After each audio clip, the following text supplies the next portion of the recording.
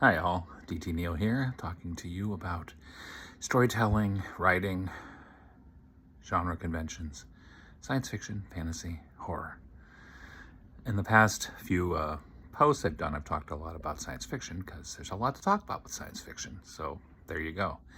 I also previously addressed how science fiction in generations past was still rooted in the idea of progress, even either as cautionary tales about what menaces from beyond or what things can go wrong, but also in an optimistic sense of where humanity might be going. And I had mentioned how that's reflective very much of the times that spawned modern science fiction.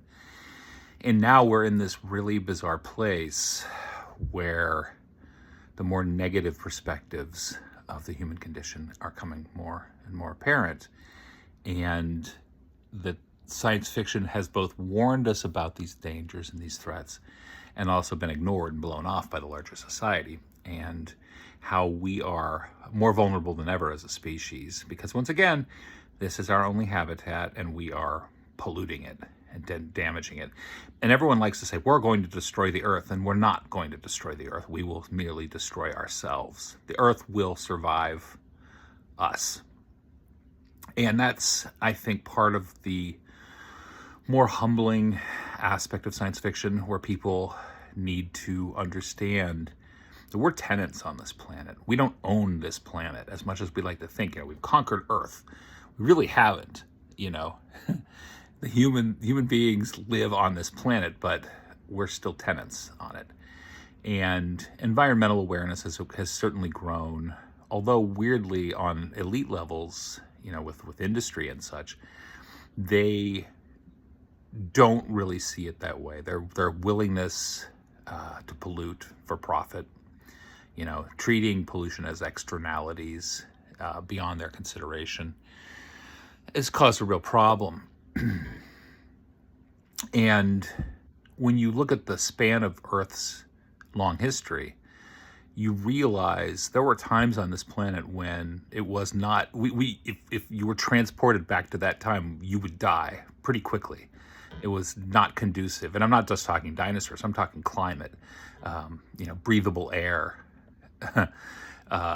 any of the mass extinction events, the Permian catastrophe, for example, which was staggering in its scope on a level that I think people can't really appreciate today. And yet we're doing things that are creating our own extinction event because of our industrial actions.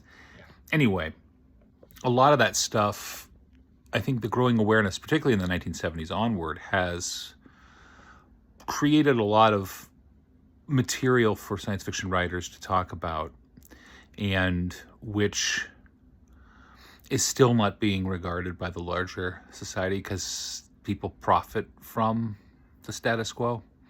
And so they think, well, we can still use fossil fuels. We don't need alternative energy. That's not going to be, that's not a solution to anything. We'll go do clean coal, which is like an obscenity. And so science fiction writers really put themselves into this place where they start writing up to a point, and then they come into what I think is a wall, which I mentioned before as whether it's a great filter or not, but this idea that it's hard to visualize past that point.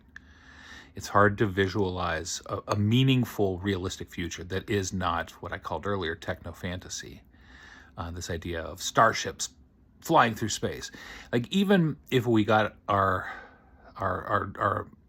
in order enough that we could do interplanetary exploration, just think about that for a moment.